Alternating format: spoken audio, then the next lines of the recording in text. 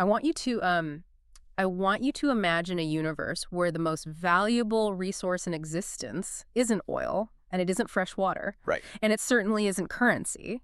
Like, imagine a reality where the ultimate heavily contested prize is the literal blood of gods. It's wild to even think about. It really is. A substance so profoundly powerful, so fundamentally volatile, that a single drop can forge a new star, completely rewrite physical reality, and, grant absolute unending immortality. Yeah.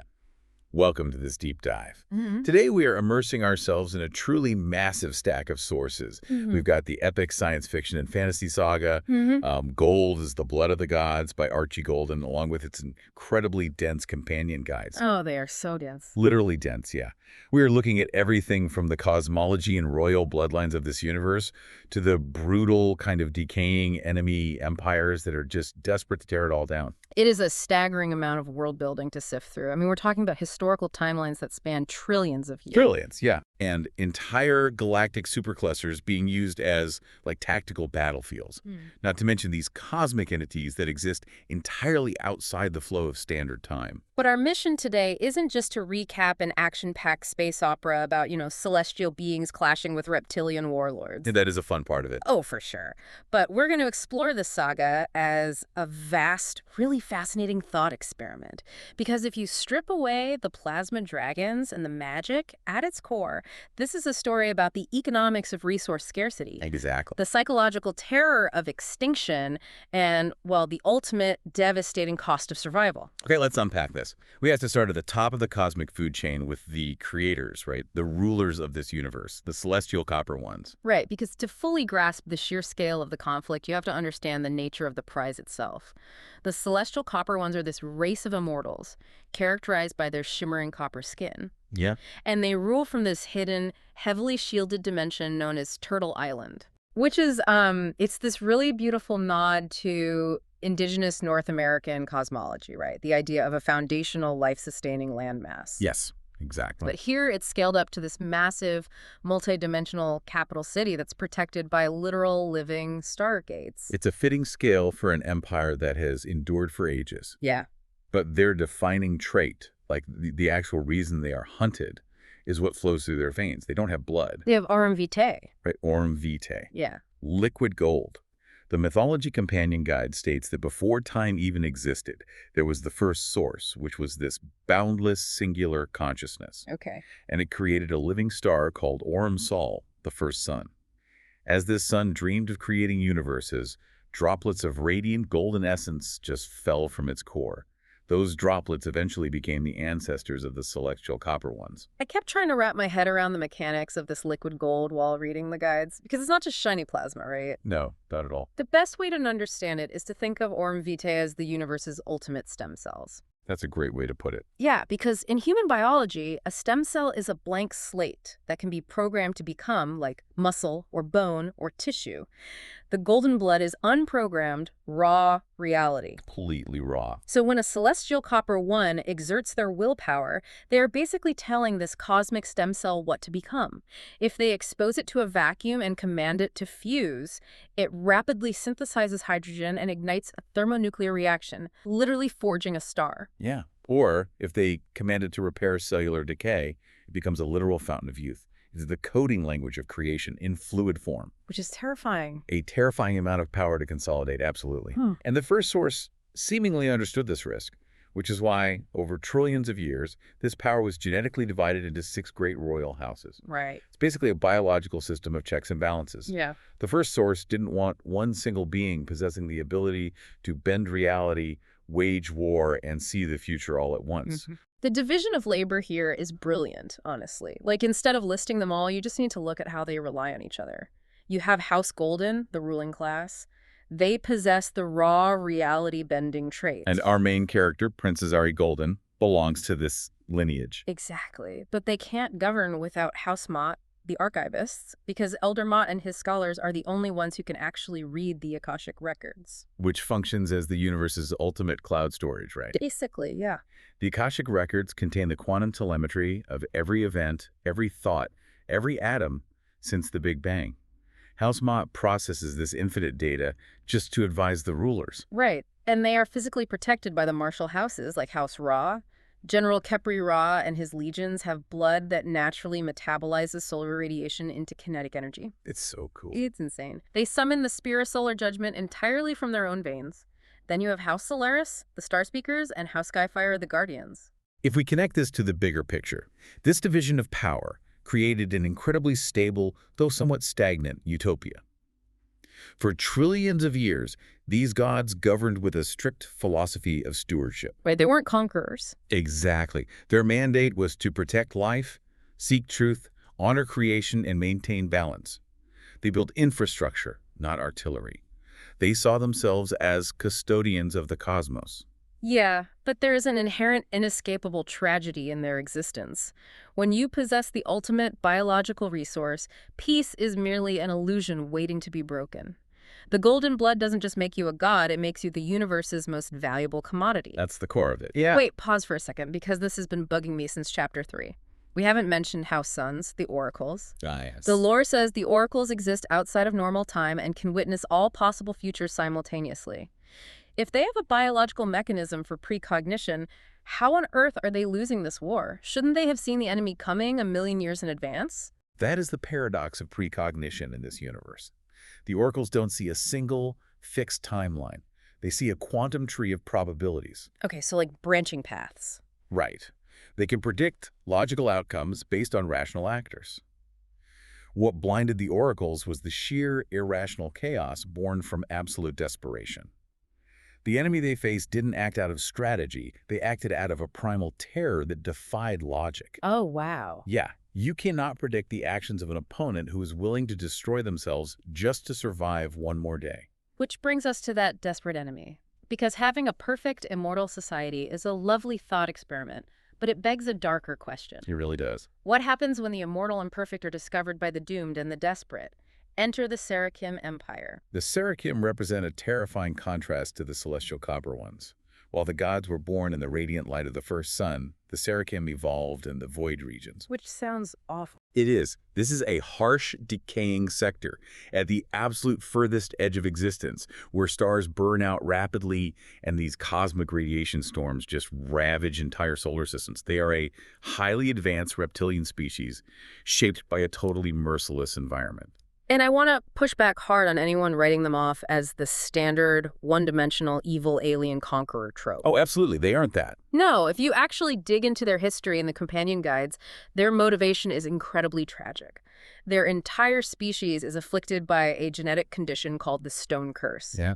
And it isn't just a metaphor. Their carbon-based DNA is actively degrading into a rigid silicate structure. They are biologically petrifying from the inside out, like a slow-moving terminal illness for an entire civilization. What's fascinating here is how this biological reality fundamentally warped their civilization's psychology. You do not survive in the void regions by being peaceful. No, you really don't. And you certainly don't form a gentle society when your own body is a ticking time bomb of ossification. Because they faced constant, agonizing death, survival itself became their religion. Their priesthood founded the cult of ascension, entirely focused on conquering mortality. When your body is betraying you, control becomes an absolute obsession. That's how Lord Vexus rose to power as the supreme ruler. He instituted the doctrine of perfection.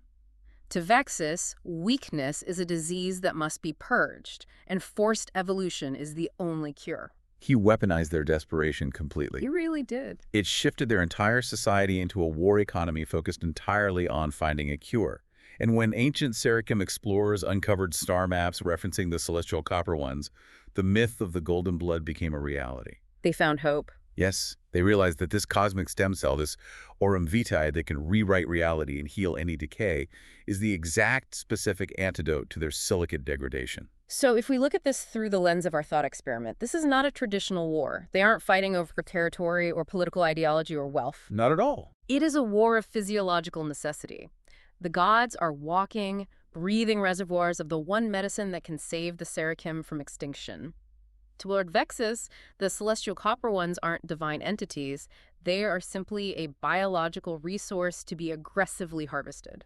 which initiates what the Cosmic Archives refer to as the First Star War. Right. Lord Vexus projects an ultimatum across the dimensional barriers. Surrender the golden blood willingly, or be consumed. And the council says no. Right. The Celestial Council, operating on trillions of years of undisputed supremacy, refuses. Yeah. So in response, the Serakim unleash their shadow fleets. Okay, the science behind the shadow fleets is wild. They're forged from this black living metal, but they don't just shoot lasers. They generate localized entropy fields. Yeah, it's so dark. The companion guide explains that they literally accelerate the thermodynamic decay of photons. They consume starlight. They bring the darkness of the void regions with them wherever they go. The tactical application of that is devastating. When you have golden armies throwing plasma dragons and solar spears, an enemy that weaponizes entropy is your perfect counter. It's perfectly designed. Exactly.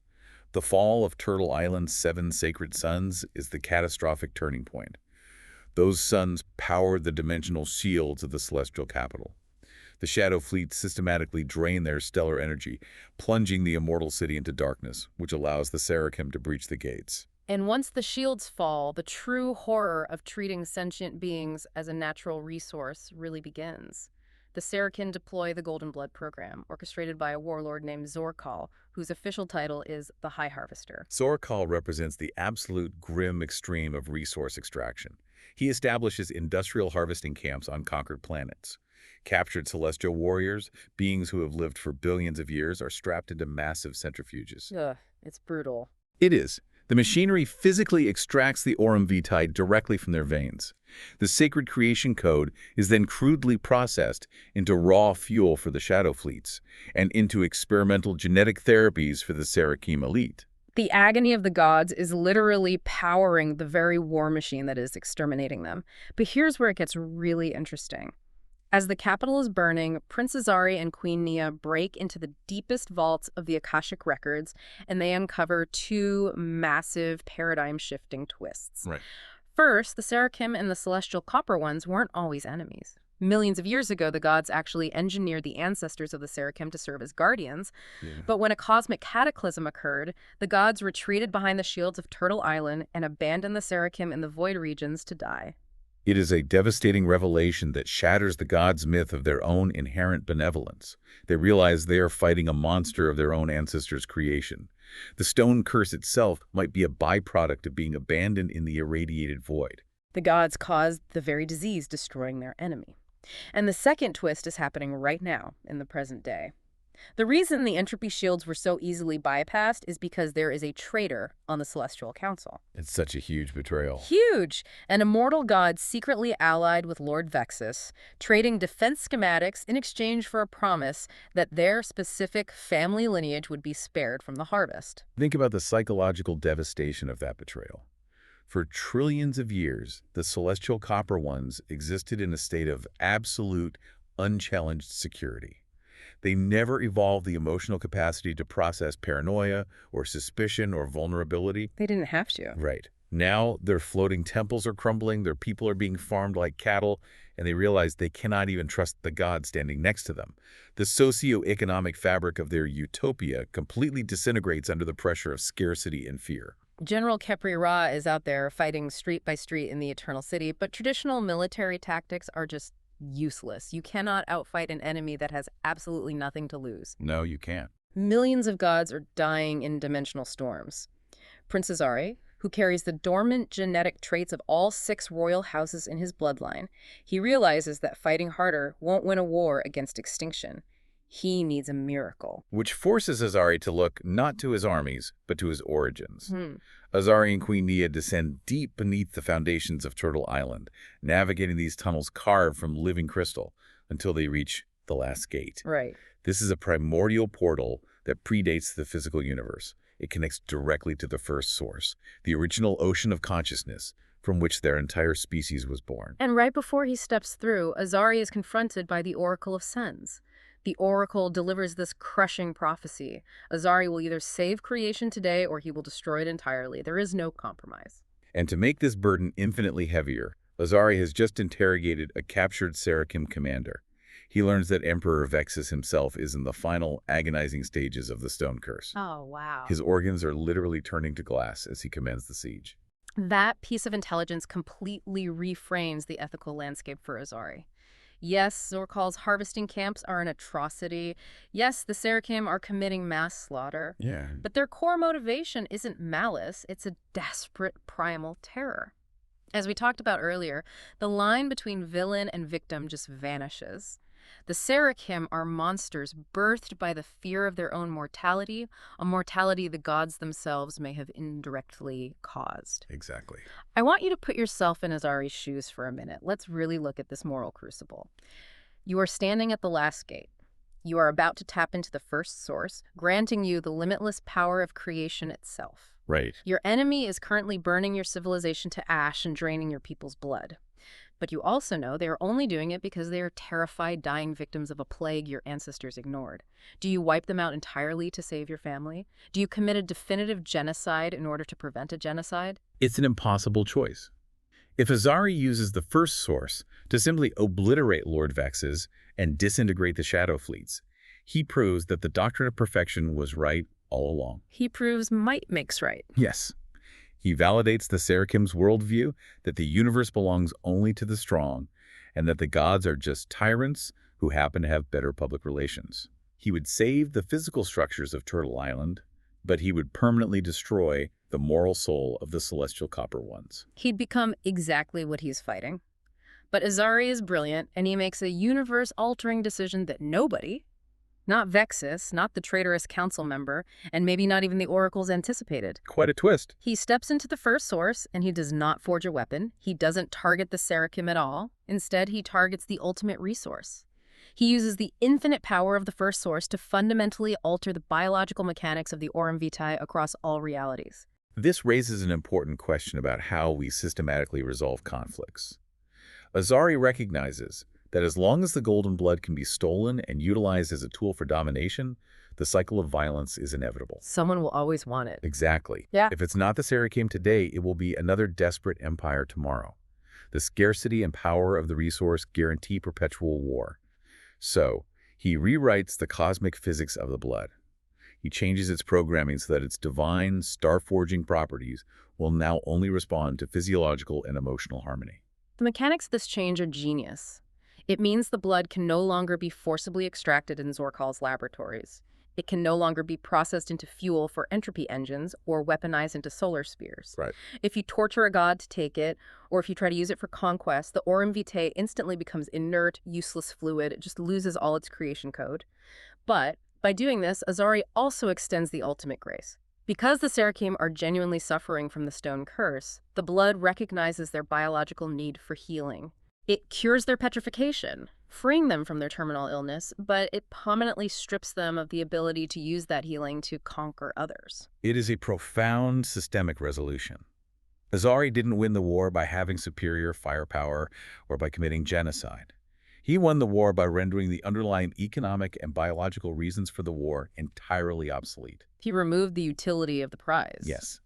Lord Vexus's entire crusade collapses in a matter of hours, not because his fleets are destroyed in a glorious battle, but because the object of his obsessive violence can no longer be possessed through violence. And the aftermath completely reshapes the socio-political landscape of the cosmos. The source texts tell us that the Age of Gods officially ends and the Age of Guardians begins. It's a whole new era. It is. The Celestial Copper Ones rebuild the shattered gates of Turtle Island, but their mandate is permanently altered. They no longer rule from untouched floating temples. They disperse into the universe, guiding from the shadows, actively ensuring that no civilization is ever abandoned to the void regions again. It represents the true maturation of their species. After trillions of years, they finally understand the crushing responsibility that must accompany absolute power. The Aurum Vitae still flows in their veins, but it is no longer a symbol of their divine superiority. No, not at all. It's a constant biological reminder of their obligation to the rest of the universe. So what does this all mean for you listening to this right now? Obviously, we're not immortal celestial beings trying to fend off entropy-wielding reptilian empire. Unlikely, anyway. Yeah, probably not. But on a very grounded human level, this massive cosmic thought experiment is incredibly relevant to how we operate daily. We all have our own version of golden blood. We do. It might be your financial resources, your social status, your creative energy, your intellectual property, or even just your time. It is the asset you fiercely protect, and it's the asset others might desperately want from you, sometimes pushing the dynamic to the point of intense conflict. We frequently find ourselves in environments where someone else's desperation directly threatens our stability. Whether that plays out in a hostile corporate boardroom, a toxic personal relationship, or a broader societal dispute, the default human instinct is defensive escalation. Right, fight or flight. We fight back, we build thicker walls, we launch our own metaphorical shadow fleets to protect what is ours. Yeah. But Azari's systemic choice offers a completely different paradigm for conflict resolution. Exactly. If you are locked in an unsolvable, grueling battle over a specific resource or a position, maybe the most effective answer isn't to just fight harder to crush the opposition. When you find yourself in a seemingly intractable standoff, consider the mechanics of Azari's choice. Is there a way to fundamentally change the nature of the resource you are fighting over? That's the real question. Can you alter the terms of engagement or the rules of the environment so that the battle itself loses its utility? It requires shifting away from a mindset of defensive scarcity toward a mindset of systemic redesign. If you change how the prize works, you don't need to destroy your enemy, you simply remove their reason to fight. It's about changing the game entirely rather than just trying to win a losing hand. But before we wrap up this deep dive, I want to leave you with one final thought to mull over. Something the companion guides hint at but never fully resolve. Think about General Khepri Ra and the Marshall Houses. Oh, right. Azari created a universe where the golden blood can no longer be weaponized, effectively ending all cosmic wars. But what happens to a society of immortal warriors who suddenly have no war to fight? When your entire biological identity and cultural purpose is built around defending a resource, and that resource no longer needs defending, do you find peace? Or does that sudden lack of purpose create a slow psychological extinction of its own? Yeah, that's heavy. It is. Just something for you to think about the next time you finally achieve the peace you've been fighting so hard for.